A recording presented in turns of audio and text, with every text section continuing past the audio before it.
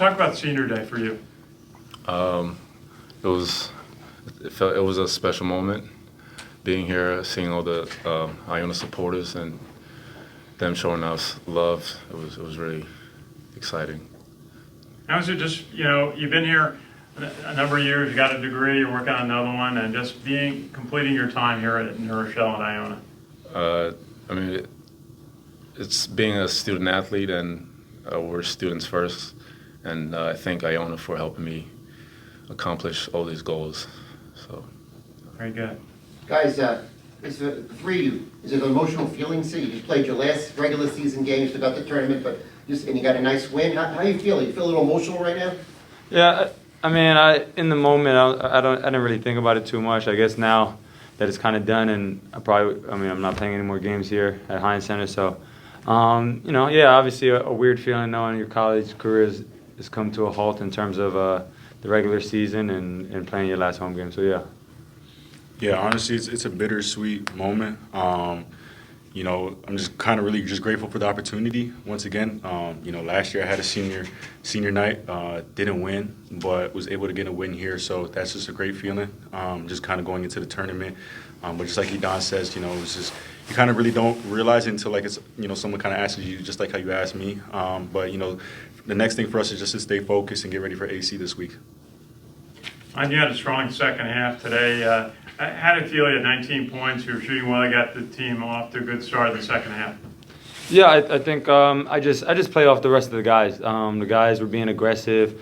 I think we're starting to take what's there, and I think that I just played off of them. You know what I mean? They got me open. I took the shots. We had a lot of open looks. Some of them didn't drop.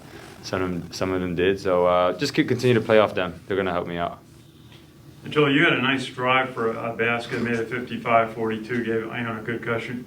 Tell us about that play. I was just trying to stay aggressive and just kind of build the lead. The thing for us is trying to get on 6-0 runs, and then from there, try to force them to call a timeout and just continue building off that. So for me, it was just trying to stay aggressive, take what the defense gives me, and then from there just continue building off that. And I was going to ask you, had a three in the second half, a nice shot, and then you had that nice block. One was 66-50. Tell us about those. Just playing off the guards, and they get you open. If you're open, they get you shots. So, and I was just tired of them driving to the basket. I had to get that out. Guys, you played every team in the MAC twice now. You know them all. Mm-hmm. What is it you guys think you need to do this week to win the MAC?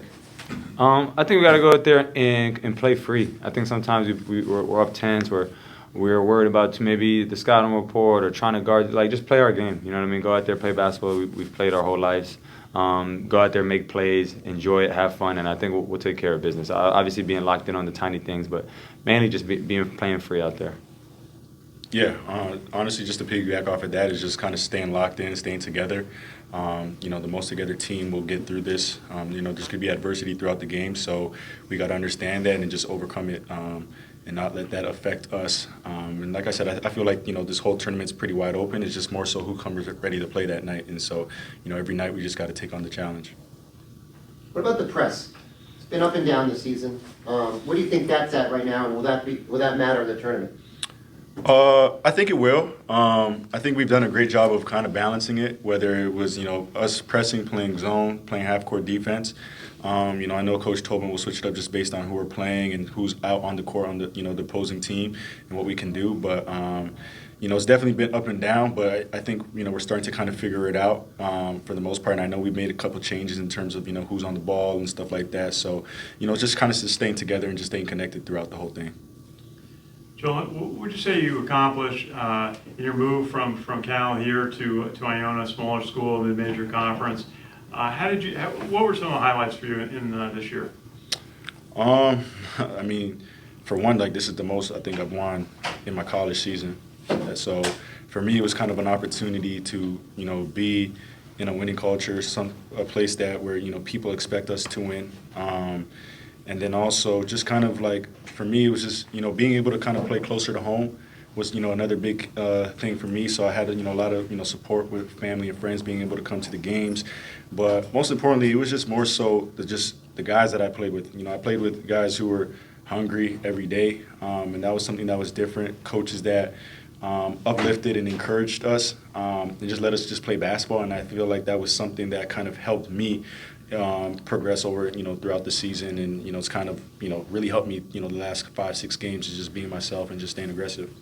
And the same question, what's it like for you coming in from the Ivy League and Harvard and coming into Iona, smaller school, but a very competitive MAC conference?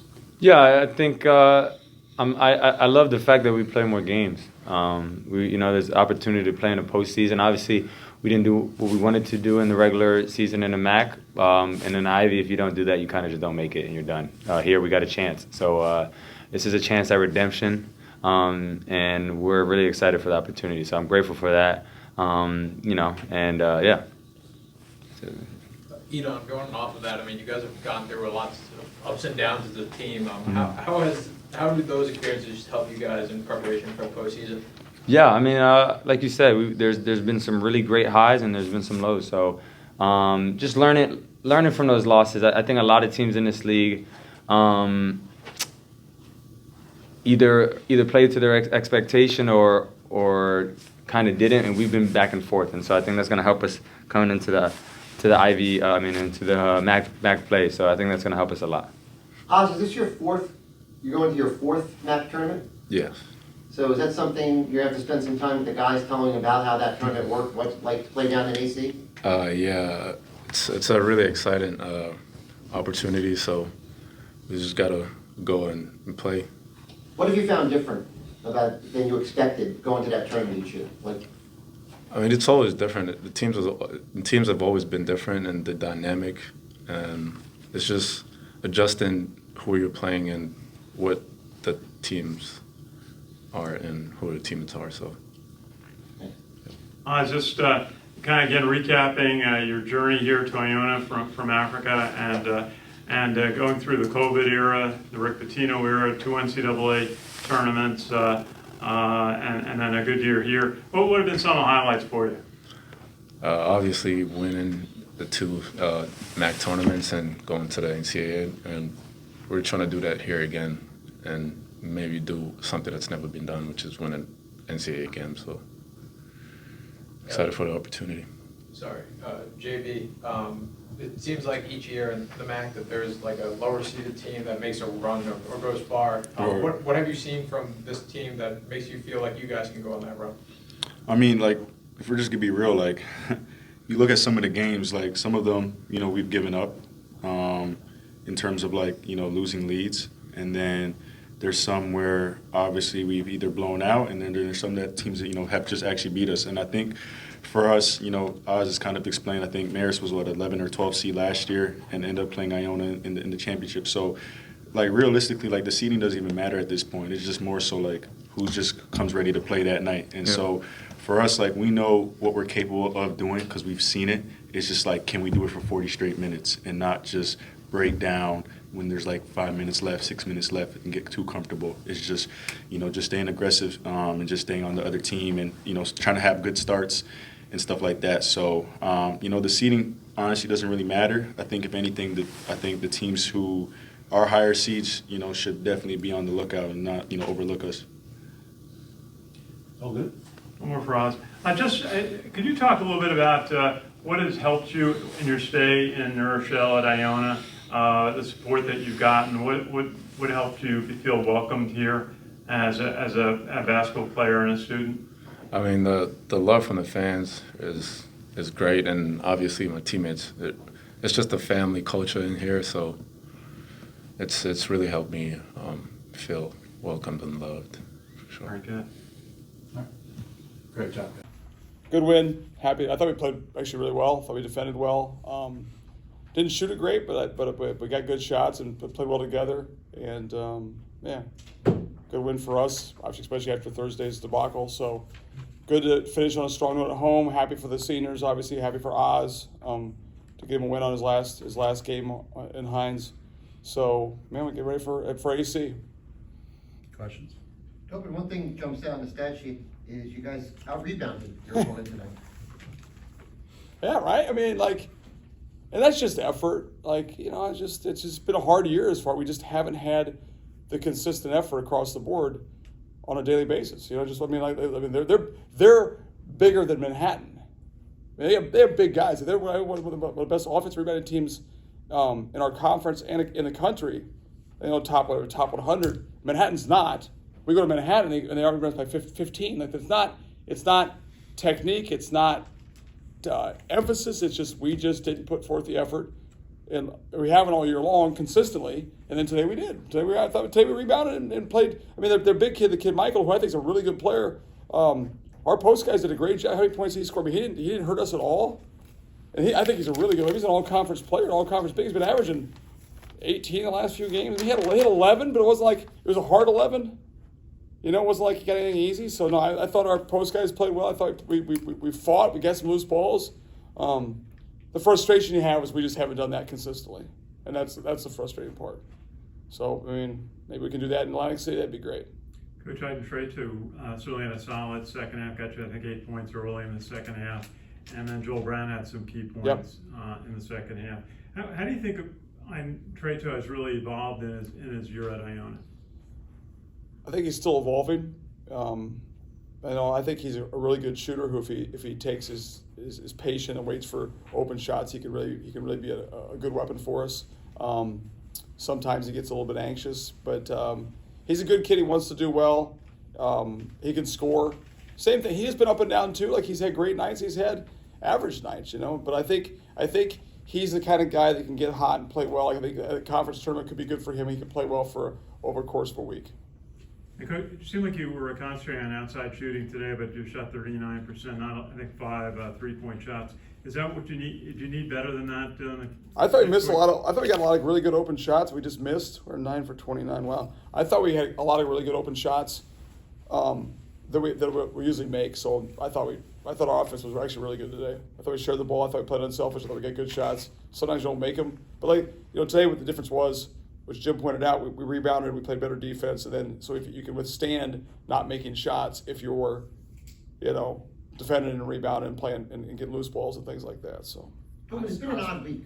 Like, you have played really well against Marist. You have a really nice game on the road, a big win, and then debacle. I'll agree with the debacle in Manhattan. Debacle. And then today they played very well. They played a solid performance. Where do you think the team is right now going into this MAC tournament? I mean, I gotta be honest, I have no idea, because I thought we left Marist. We played really well at Marist. Like, we lost to Quinnipiac and did not play well. And played harder, but got beat. Went to Marist, played great, and I'm like, okay, now we can get on a run here before the conference tournament.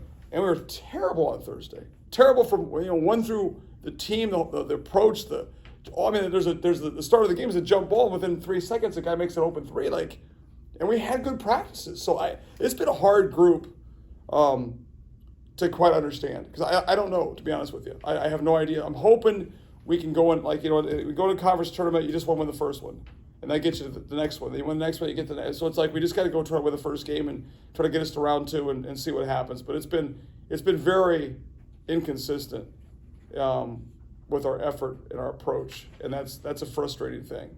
Is this a year where you could see a lower seed first round team making a run in this thing? I mean, whether it's you or hopefully for your sake. Hopefully it's us, right? Yeah. Yeah, I think so. I mean, it's been wide open, right? I think the teams at the top are playing really well right now. Quinnipiac's playing well. Fairfield's playing well. St. Peter's is playing well. Ryder's starting to play really well. So I think those teams have a little bit of advantage because they are playing well at the right times.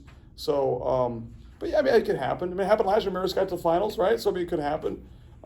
We got to play a lot better than we've been playing. I mean, that's quite. It's not like, hey, we can keep playing. We've got to play really well. We're gonna be really focused, and we're just gonna try to win on Tuesday. But as I was talking to Carmen before the game, you see this game on the schedule at the start of the year, you hope you're playing, this would be a conference championship game. And it's not. It's kind of, honestly, depressing. I'm sure it's depressing for all Iona fans and people. I'm right there with them. I was driving it in, saying this should be a game for first place maybe. And it said it's not. So, that's kind of makes you a little bit irritated about what could have been, what didn't happen. But you can't go back. You can't go backwards, right? You can't do it. You got to go forward, and that's all we're trying to do. And try to win on Tuesday. That's all you can do, But yeah. Tobin, you showed some magic last year in the tournament, but in 2 different tournaments, your conference and NCAA. Is there some Tobin magic you can work with? everybody keeps saying that. I'm like, listen, man, we had a different kind of group last year. I mean, we had, and I think you guys can get through. I had 2 senior guards who'd played 150 games. Like that was a cheat code, right? We had you can't replace that kind of. They'd played in every Sweet 16 that we played in. So I was not surprised, and I was surprised by the Purdue win. But I was not surprised by us playing well at the end of the year and playing in one of the first 4 games. I was obviously a little shocked that happened, but not surprised that we play well.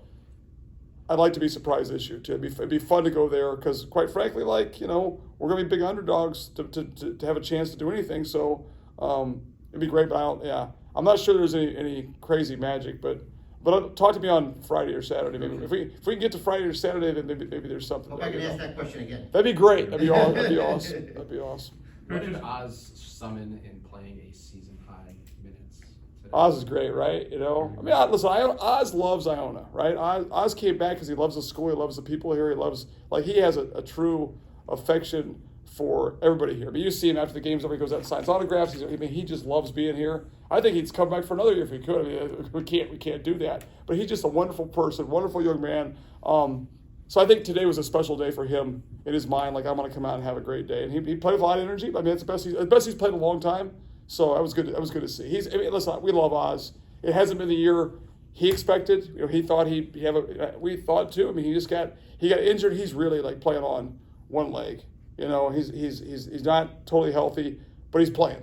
That's a great credit to him. And B's going to shut it down. He's still playing. He's still giving effort. There's some guys at this time of year that aren't playing. That are not want to play. Oz wants to play every day. Has not missed a practice maybe in 2 months. He's got to put big Ramo. He heats his knees up. He gets ready every day. It takes a long time. So he cares about the team. He cares about Iona. He's as good of an ambassador to this school. Now he won't say it as eloquently. Or I'm not sure I'm eloquent, but he won't say it as verbosely, or he won't tell you that. But he loves Iona. He loves the people here. He's one of a kind. He really is, and I'll miss him. I've only been around him for a while, but he stayed. He stayed and wanted to chase something special. And sometimes that happens and it doesn't go like you planned. And you gotta make the best of what you could do. He's definitely made the best of that, and he's been a pleasure to coach, and I'm really proud of him. Tell us about Joel Brown. You lost a player left, and it seemed like he stepped up his game after that. Is that fair to say? Yeah, and he didn't practice yesterday. He was sick yesterday, so he's just a warrior. He's a tough kid. I wish he'd make more free throws, but he's a tough kid. He's a winner. It's the same thing. His college career did not go as he wanted to. I'm sure he wanted to win a lot more games. He came here to do special things. Maybe we can still do that, but he's given the last month or so, his effort level's been off the charts. His leadership. He's not a loud kid at all, but he's very, very. By example, he does a lot of good things. So, and he's played well the last month. Is this your first time neutral site conference tournament as a head coach? When I was at Stack at St. Thomas Aquinas, we had really good teams. When we go play, they'd always have a neutral site. We always go like UDC, or we go to Roberts Wesley, a place like that. And so we played. We were very good. We were a top 20 team, and then Bridgeport, who's from Connecticut, or another Division II power, was a top 20 team. We'd play each other a lot of times in DC or in Rochester in front of 25 people. It was a top 10 Division II. So I hated that, because I'm if you play that game at a home site, there would have been 2,000 people there, packed house, right? So I know, I'm planning watching these games on TV. There won't be a great crowd the first couple rounds. So, you got to expect that. You understand that. I'm a much more bigger proponent of playing on site. I think it's just the atmosphere is a lot better. But it is what it is. We're kind of into this whole thing, and so there's no real advantage for anybody down there. And so we're going to have to try to figure out a way to make it a place. It's one of those places when this happened last year in the NCAA tournament. We walked into the Columbus Arena. We were going to play Purdue, right? And you're like, holy, this place is huge, right? First day. Then you come back the next day. It's well, it's huge, but it's not. And then by the third day, you're like, man, this is we feel like we're at home. If you go down to AC and the boardwalk there, hall there, and win the first, win and start to feel comfortable, then it becomes a little bit more like a place you want to stay and be at the whole time. But yeah, I don't like the neutral thing as much. I prefer the home court stuff, but that's not what it's going to be. So got to deal with it. Do you have to coach a little differently in these early round games when the place is going to be empty? You got to bring your own energy, right? At this time of year, especially when you're playing those playing games, which It is what it is, right? It's about who wants to keep playing. It's about who wants to keep playing. Some teams, a lot of teams pack it in, and I haven't been in this position in a long time myself. It's like we're fighting an uphill battle here. We have not packed it in. We didn't pack it in today at all. So if we want our season to continue, we're going to have to find our own energy and find a way to make that place a good spot for us. That's what I'm saying. If you win that first one and get a little bit of momentum, that's a huge thing. Okay. Terrell. I was going to ask you, but you were an assistant that last year at Siena on Yep. a team that really struggled. Yep. Can you get a sense of like what it's like, maybe for a coaching staff, or Yep. what the atmosphere is like up there? So on the field? hard, Yeah. so hard, right? Like I feel for Carm because, like I told you, like last time, Mark, we talked last year. We scrimmaged them when I was at FDU, and they had a really good team. They had Stormo, they had the guys on the wings, they had the kid, the point guard McCollum, right? I mean, they had a really good team. They kind of struggled, injuries and stuff down the stretch, but then, a lot of times that team would be all back. For the most part, like guys don't want to go sit out for a year. They all come back, and then this year they'd have a hell of a team. Well, those guys all left. He's in a tough spot, So Carm's a really good coach. He's a really good guy. He's one of the first guys in the league. We stay in touch all the time. He texts all the time. I feel for him. I feel like he's, and once you get behind the eight ball, sometimes in a season, like there's not. That was where was Mitch Elliott. Once things start going bad, it's hard to get out of that. So I just feel like things have kind of compounded on them a little bit. Like they're not untalented. They're just missing a little bit of something there, right? And you can just tell because they have some pieces there, but it's just not cohesive. I mean, all the injuries have hurt them a lot, like with Dirk Gordon being out and Ely being out and Tekken being out. But Carm's a really good coach. He's done a good job. He won 2 conference championships there. He's proven he can coach and win in this conference. And I just feel for him because if that team all came back this year, they'd probably win the conference. I mean, you know what the expectations are like, what the fans can. Oh yeah, they're great. I know what they are here too. So I mean, but like that's why I think Carmen, like you want those expectations. Like I get like the fan base here is mad about us losing. So am I. I'd really be in a place that really cares and really wants to win. I think Carmen would feel the same way too. Hey, listen, we all want to win. And I was telling my wife's like, your spouses go through this during a tough season. They go through all this stuff, and it's like, I'm like, listen, I don't have any more anxiety from the outside than what I or Carm feels on the inside. We want to win.